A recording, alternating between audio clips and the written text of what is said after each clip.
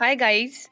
तो हम पढ़ रहे थे चैप्टर फर्स्ट 11th क्लास का some basic concept of chemistry.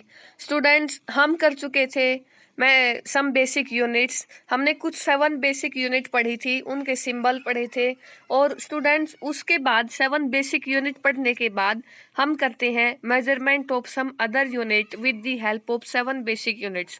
उन 7 बेसिक यूनिट्स की हेल्प से हम बाकी और यूनिट भी हमारे पास बचती हैं, उनका मेजरमेंट कैसे कर सकते हैं। तो फर्स्ट यूनिट है हमारी मास एंड वेट। मास और वेट को हम कैसे मेजर कर सकते हैं उन बेसिक यूनिट की हेल्प से।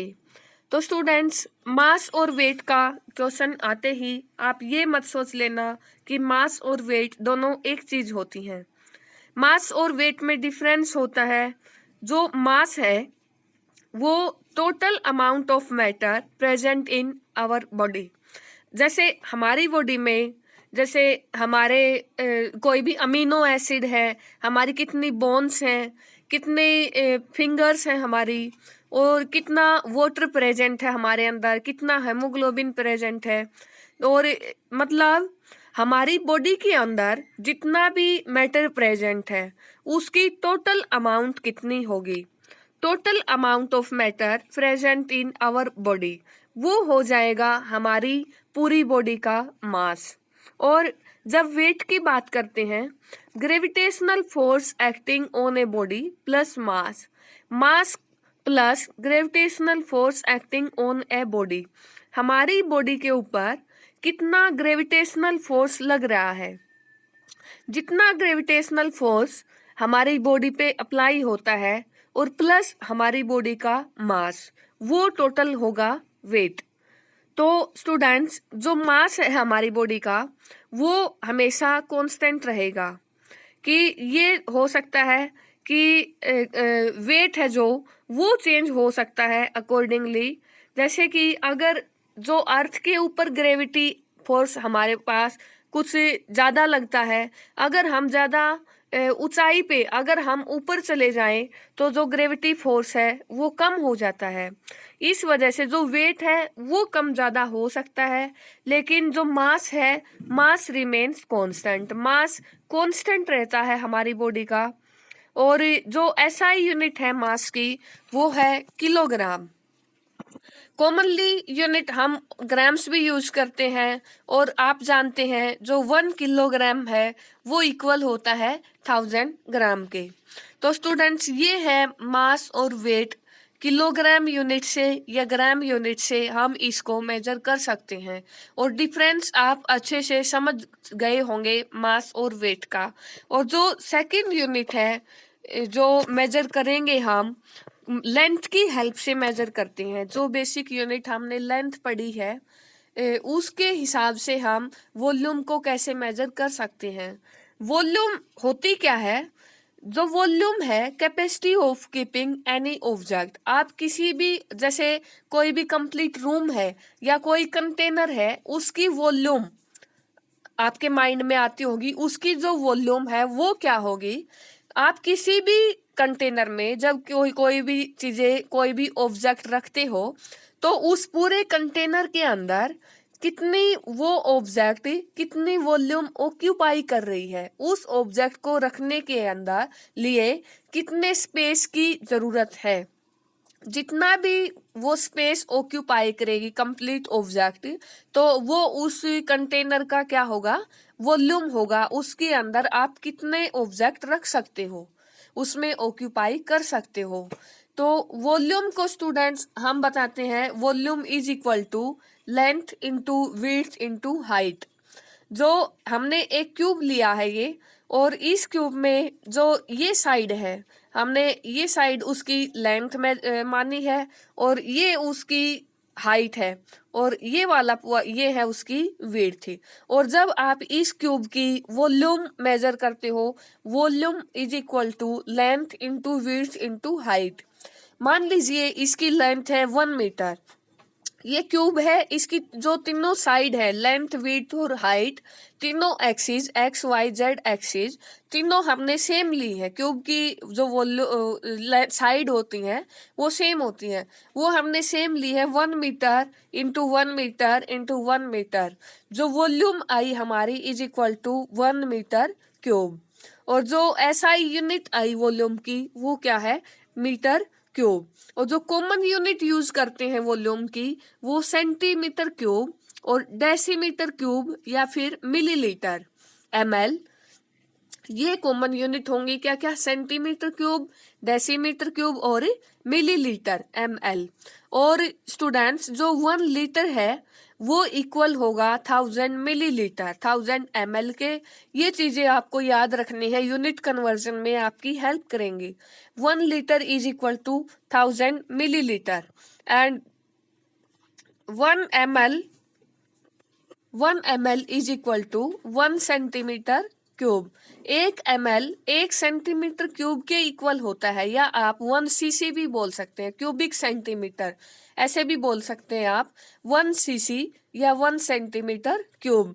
1 ml is equal to 1 centimetre cube and जो 1 लीटर है वो किसके इक्वल होगा, 1000 ml के।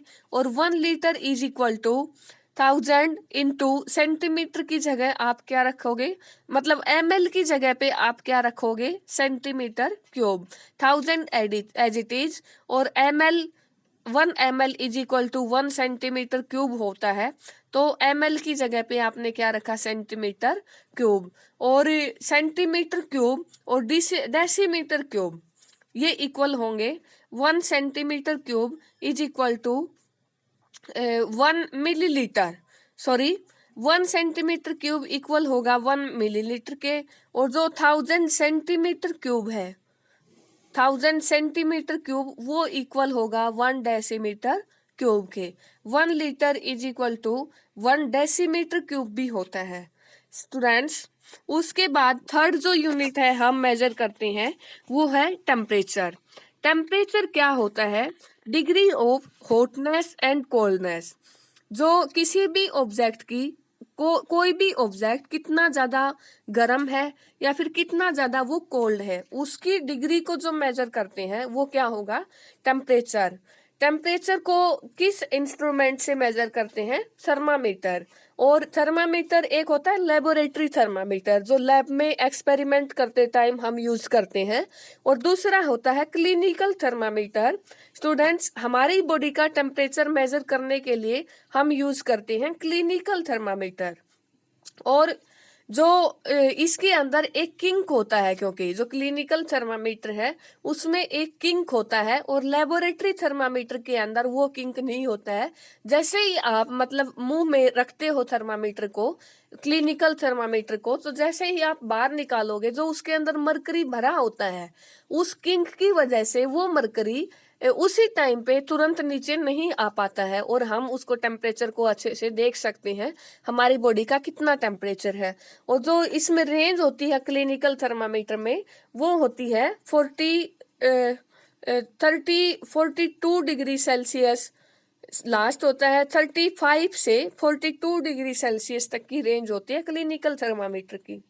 और स्टूडेंट्स जो 0 डिग्री सेल्सियस है वो किसके इक्वल होता है, 273 केल्विन के। टेम्परेचर मेजर करने के लिए 3 स्केल होती है, degree Celsius and degree Fahrenheit और Kelvin. Degree Celsius, degree Fahrenheit और केल्विन, ये 3 स्केल होते हैं टेम्परेचर मेजर करने के लिए। और इन तीनों के बीच में हम पढ़ते हैं रिलेशन। जो 0 डिग्री सेल्सियस है वो किसके इक्वल, 273 केल्विन के। और अगर आप डिग्री सेल्सियस और फ़ारेनहाइट के बीच में रिलेशन पढ़ते हो तो वो है degree Celsius is equal to 5/9 degree Fahrenheit -32। क्या है कि degree Celsius is equal to 5/9 F -32। ये रिलेशन है डिग्री सेल्सियस और फ़ारेनहाइट के बीच में। और डिग्री सेल्सियस और केल्विन के बीच में क्या रिलेशन है, डिग्री सेल्सियस और केल्विन के बीच में जो डिग्री सेल्सियस है, degree Celsius plus 273 kelvin is equal 273 is equal to Kelvin scale. Temperature on degree Celsius plus 273 is equal to temperature on Kelvin scale. तो जब भी आप डिग्री सेल्सियस को केल्विन में कन्वर्ट करोगे तो आप 273 ऐड करते हो। और अगर आप ओरिजिनल वैल्यू देखते हो बिल्कुल एग्जैक्ट 0 डिग्री सेल्सियस, जैसे मैंने बताया था 273 केल्विन के इक्वल, अगर आप एग्जैक्ट वैल्यू देखते हो तो 0 degree Celsius is equal to 273.15 kelvin, ये एग्जैक्ट वैल्यू होती है। और 0 degree Celsius also is equal to 32 degree Fahrenheit. और जो एसआई यूनिट है स्टूडेंट्स, तीनों स्केल में से जो एसआई यूनिट है टेम्परेचर को मेजर करने के लिए वो है केल्विन, और के से रिप्रेजेंट करते हैं। और जो कॉमन यूनिट यूज करते हैं टेम्परेचर को मेजर करने में वो है डिग्री सेल्सियस और डिग्री फ़ारेनहाइट। डिग्री सेल्सियस और डिग्री फ़ारेनहाइट ये दोनों यूनिट कॉमनली यूज करते हैं टेम्परेचर मेजर करने में। और जो फोर्थ यूनिट है वो है डेंसिटी। फोर्थ यूनिट है डेंसिटी। डेंसिटी होती है मास पर यूनिट वॉल्यूम। मास, किसी भी ऑब्जेक्ट के मास को अगर उसकी वॉल्यूम से डिवाइड करते हैं तो वो क्या होगी, डेंसिटी।